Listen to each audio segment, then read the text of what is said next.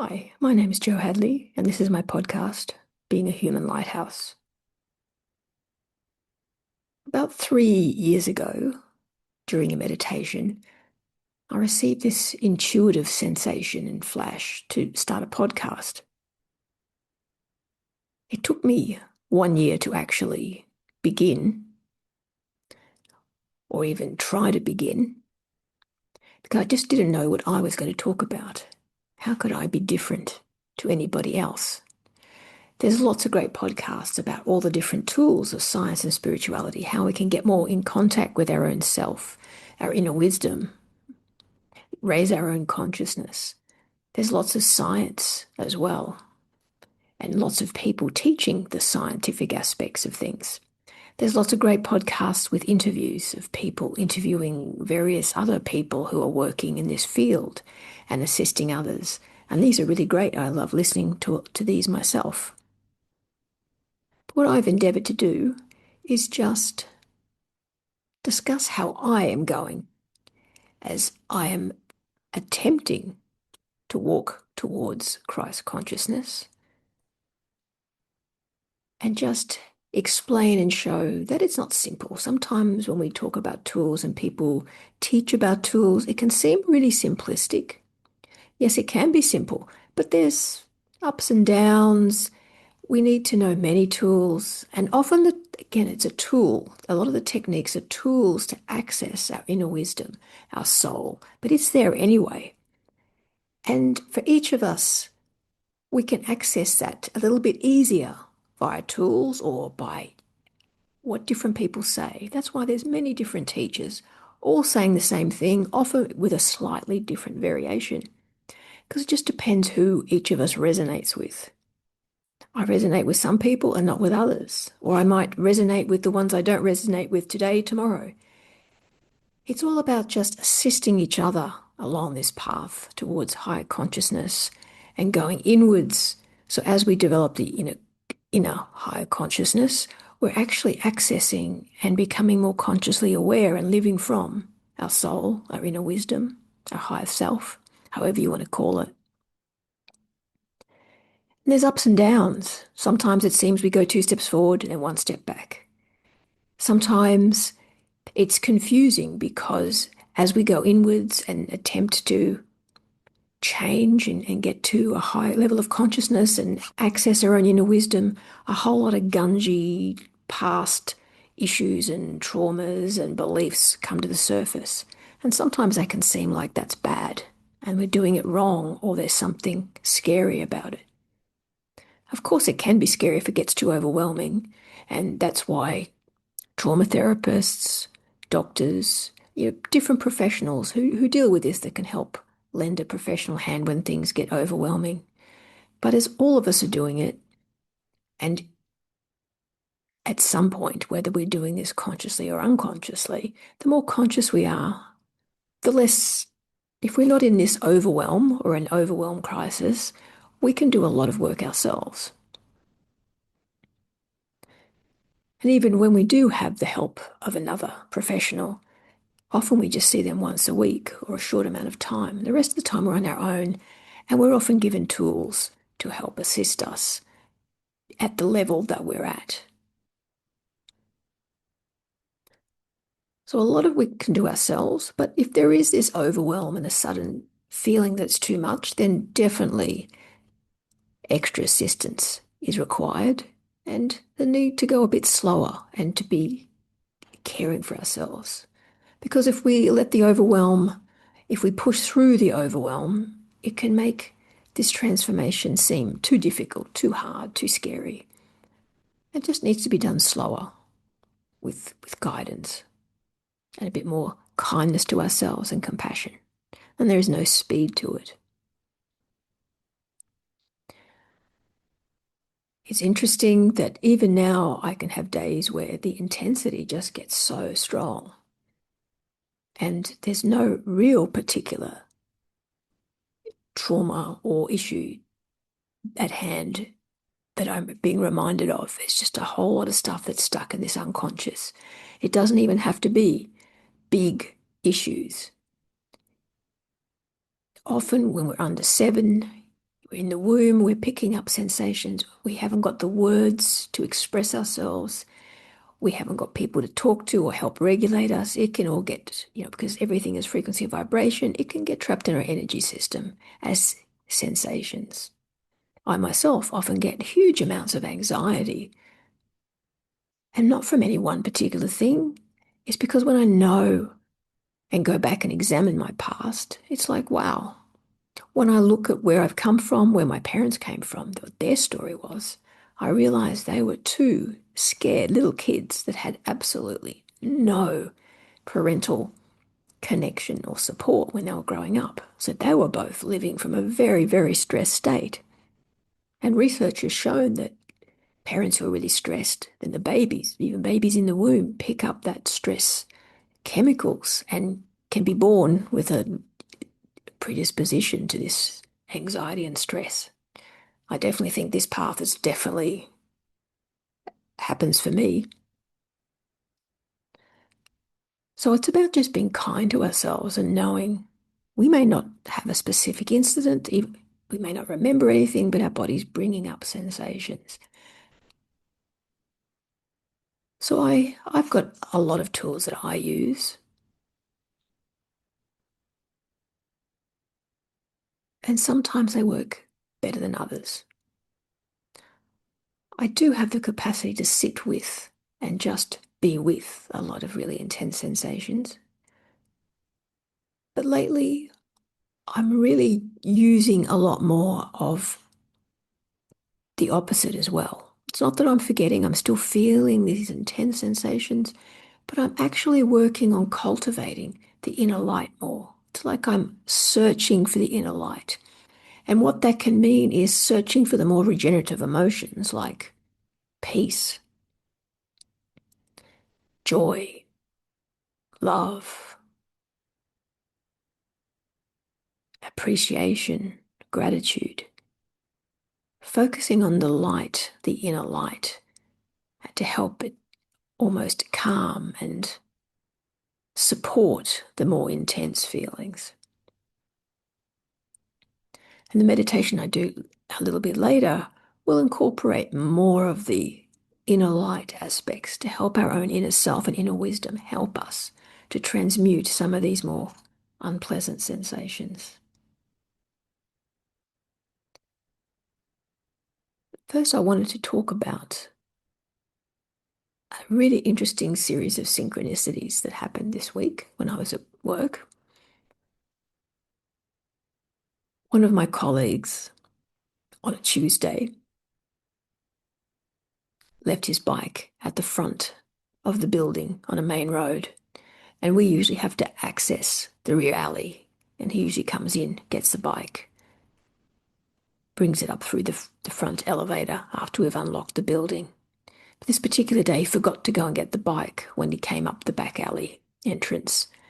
And when he remembered, the bike had been stolen. 2 days later, I came back to work and there was another colleague there. And I said, "Oh, did you hear about our other colleague's bike being stolen?" She hadn't heard about it, but she knew what it looked like, whereas I didn't. I wouldn't recognize it at all, but she had seen it and recognized it. And just after I told her this story, she went out for lunch.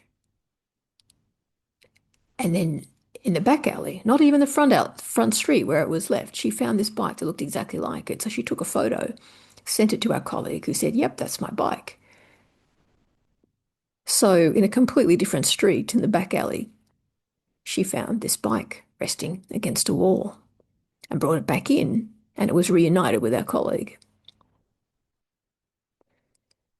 The synchronicities are she never even would have known to look for it if I hadn't have told her about the story just a few moments before. Because the bike wasn't found where it was left. It's not like someone brought it back and left it where they found it. It was in the street behind. So we dined out on the synchronicities and really enjoyed how the universe conspired to assist our colleague to get his bike back. And I wanted to share this story because the more we go inwards, the more conscious we get, the more aware we get, we start to see more and more synchronicities happen because they're quite common. And what seems really miraculous can often be quite normal the more you start to unravel the past traumas, the past patterns of faulty beliefs, and you start to see with a clearer perception, a higher level of consciousness. So that was my fun synchronistic story today. And it was better because it worked with two of us. It was like to see how spirit or source actually used both of us to get this outcome. So we often don't do things alone, which is probably the moral of the story today, is even though we're healing and we need to do the work ourselves, we don't do it alone. So if it gets too overwhelming, we need the help of a therapist or a really good friend that can hold space and be able to just sit with the depth of emotion that we are having and experiencing. There are tools that professionals can assist with, medical professionals, trauma therapists can assist with. But just having another human to be a safe space and a witness to our pain can be a really, really helpful ingredient to helping it regulate. For that inner child that's in pain, that inner child that feels unseen and unheard, can be witnessed by another. And it can allow it to transmute into a deeper connection to ourselves and thus a higher level of consciousness. And this is how we dissolve some of these unconscious energies that get stuck in our energy system.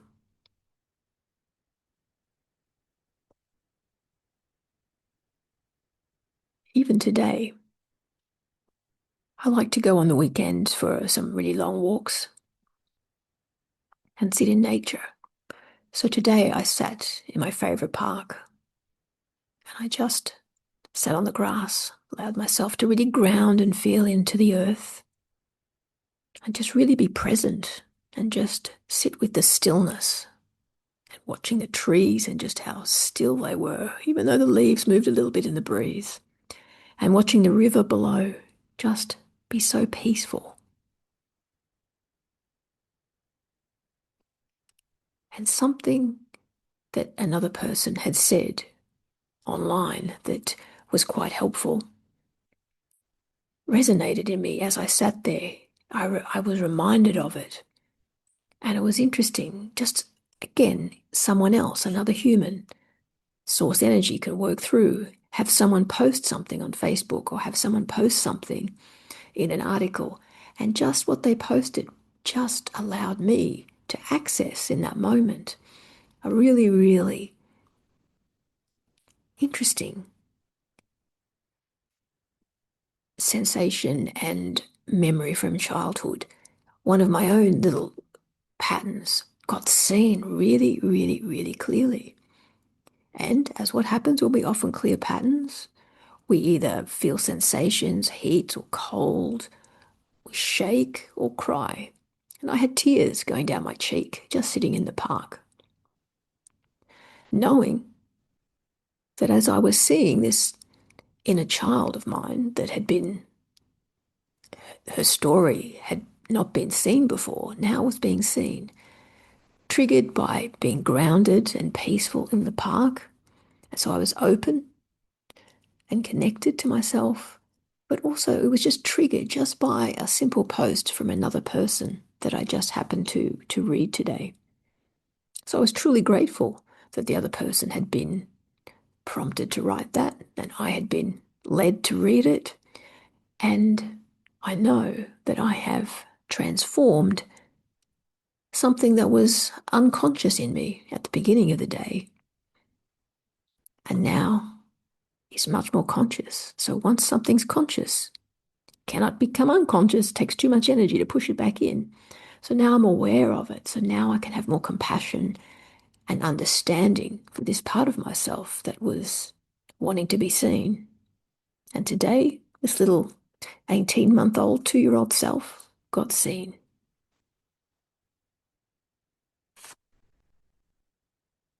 So we often have to do things ourselves when we're Healing is probably not a great word to use these days.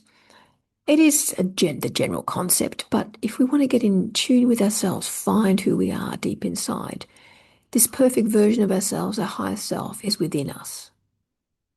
It's also all around us because with fields, it's all, when you get into the quantum physics and the science of it, it's everywhere but also within us. So the perfect version of us exists within ourselves. It's just covered up by all the other versions of ourselves that have faulty perceptions and clouds covering it, like looking through the world through a bit of a screen that's dirty. So if we cleaned all the screens, what would be left would be still our body, but we would be living as full conscious beings according to our higher self, which I'm fairly certain means that would be Christ consciousness or Buddha consciousness. So if we 100% let go of all this unconscious baggage that we carry from not only our own past, but from our ancestral past and our soul line, we then meet our true selves and can live consciously from our true selves. And it's possible for all of us because every single one of us has this potential of a perfect version of ourselves. And sometimes it feels like it's never ending to let go of all this stuff and baggage that's in our energy fields.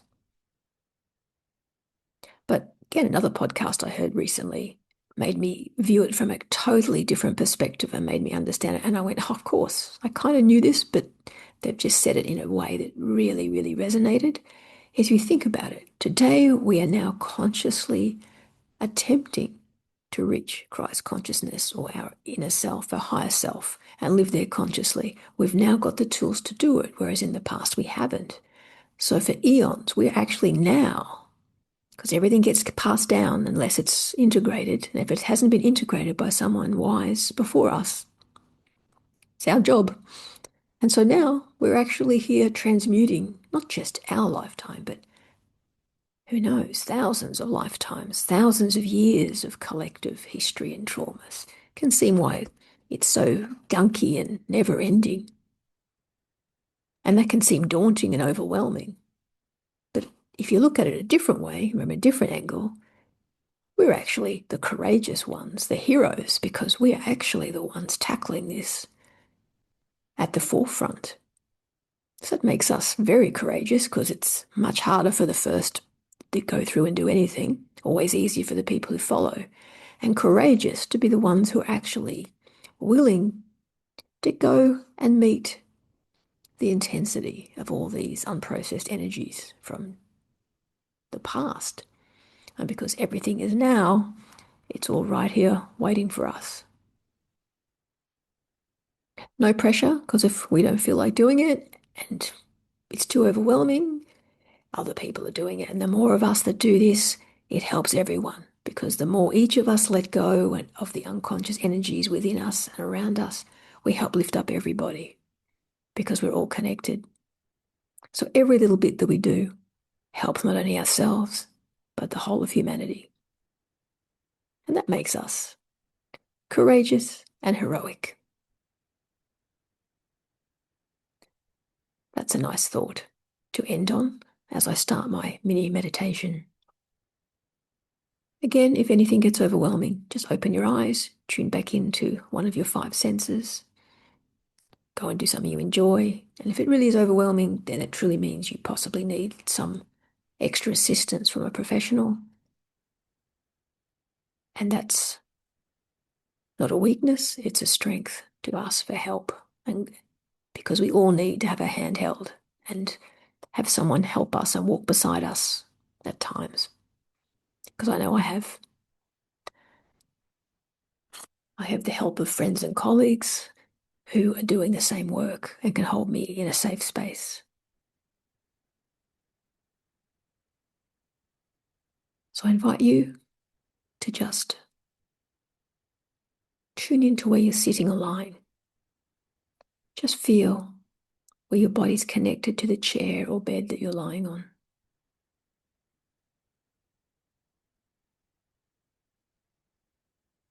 Just notice if your hands are touching anything. Maybe they're on your lap. Maybe they're touching the chair or the bed. Just notice. And feel your feet if they're on the floor. Feel them and move the toes. And I invite you, if it feels right, to imagine roots are going from the center of your feet to the center of the earth. So you're truly grounded to the earth and the earth plane and to your body. And you can feel the energy of the earth and Gaia just holding you and grounding you. And acknowledging the four elements, the earth, the air, the fire, and the water. The four elements that make up our physical form and our physical world, and it's provided for from Gaia and the earth. We need to stay grounded and connected to this earth.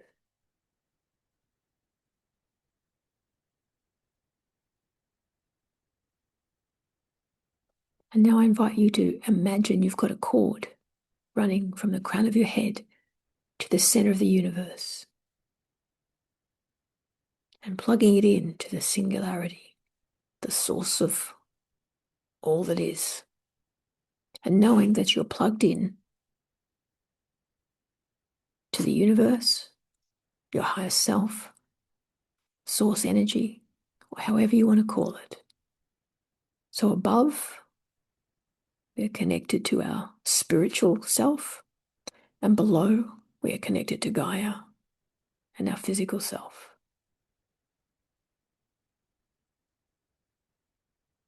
We are a mixture of the two. We are a soul that has a body. And now, if you feel called to, you can place your hand on your heart and just breathe in low and slow. Imagine it's going in through the heart center and filling up every cell in your body. Knowing with every breath in, you're mixing the two. The energy of all that is and source energy is going into your body and intermingling with all the space that's within us and connecting to all the physical elements of our body. And as we breathe out, our body can gently give all the toxins and things we no longer need back to the air that's on its way out. So breathe in low and slow through the chest area, the heart area. The heart is where we connect with our higher self and our soul. And the heart is the chakra that connects the physical with the spiritual. And as you're breathing in, just imagine there's white light. The white light of the energy of the universe is entering your body through your heart and filling up every cell in your body until you're glowing. And as you breathe out, allow anything that needs to be let go of to exit your body with the out breath. Breathe in. Fill every cell in your body with light that just makes you radiant and glow. And then breathe out all the toxins, faulty beliefs and patterns and traumas we no longer need. Just get let go of. And we breathe in. The light fills up. The light is filled with love and peace and joy, gratitude and appreciation.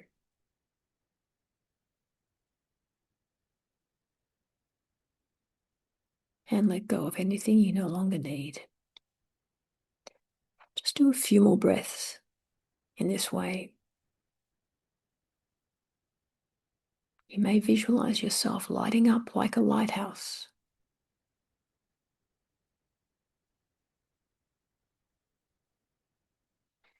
As you fill up with love and wisdom and peace.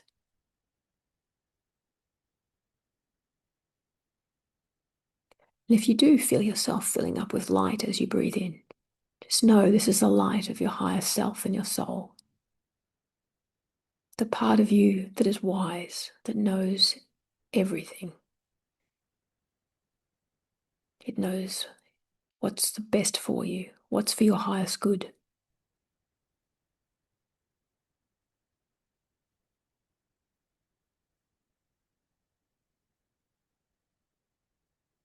If unpleasant sensations or thoughts or emotions arise, just know you're safe. They're just arising as this bright light of inspiration sheds some light on them, and you're seeing what's been held within your body. As you breathe out, just let them go. Be willing to let it go.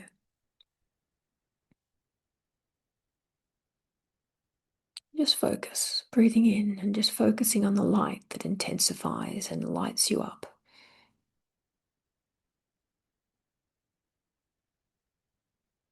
Be curious and non-judgmental about anything unpleasant that arises.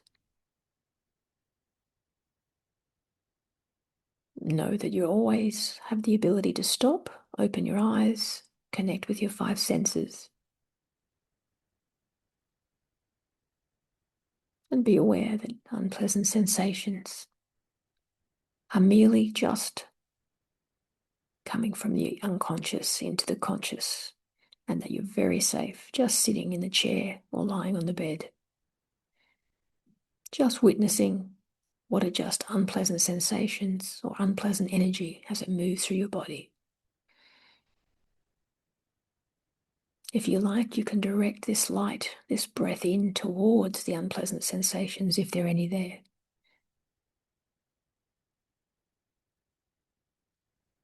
Be curious if it changes things. It may or may not.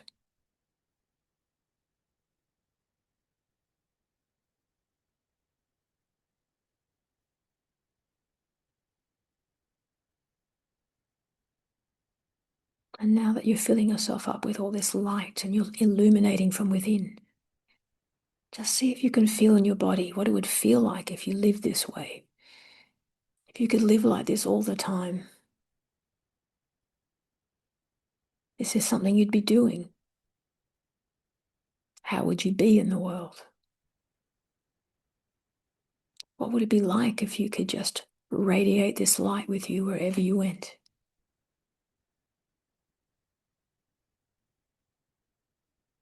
How does this radiating light emanating from your heart center influence those around you and the environment around you?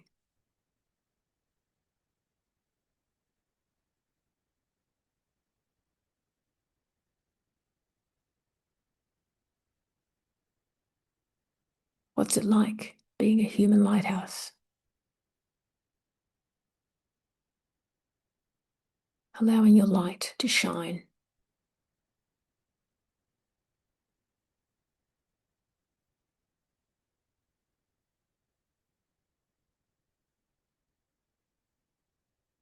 And I remind you that a lighthouse's function is to send out light in the dark, to be a beacon for others so they can avoid the pitfalls hiding in the darkness of our unconscious.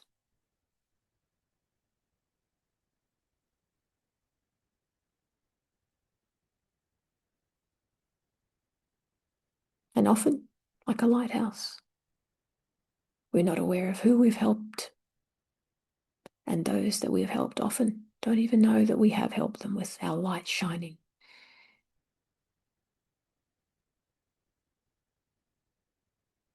But we know our light is helping because we also benefit by feeling lighter, more inner peace, more joy, more gratitude, more compassion for ourselves and others. And that is a wonderful reward in itself.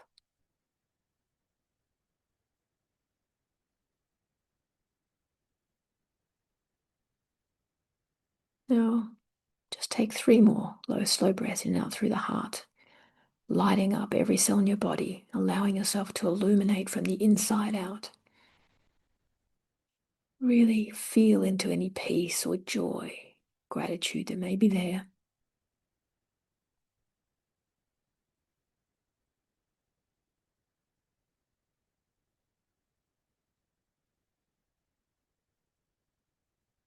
And notice, has anything changed in your unpleasant sensations, if any arose?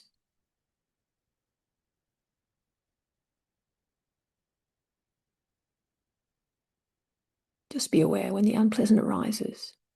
It's always been there, just now that you're aware of it. And if you're aware of it, it can be transmuted into something less unpleasant. It can be transmuted into inner wisdom, into light, into peace, just by allowing it, accepting it.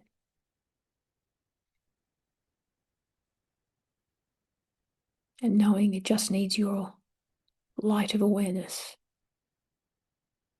your compassion.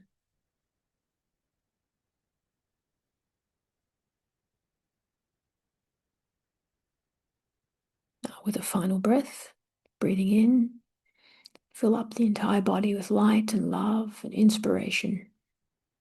And let go. Letting go of all that you're willing and ready to let go of. And then just start to wiggle your hands, your fingers, your toes. You can move your feet. You can open your eyes. Just check in with yourself. You know something shifted if you feel lighter,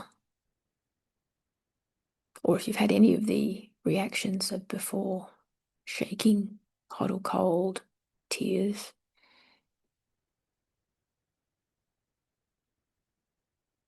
But often there's just a sense of lightness, because once we actually witness the baggage that's now aware, that we're aware of from our unconscious, it's like we've let go of a few rocks that were in our backpack. So now our load is a little bit lighter.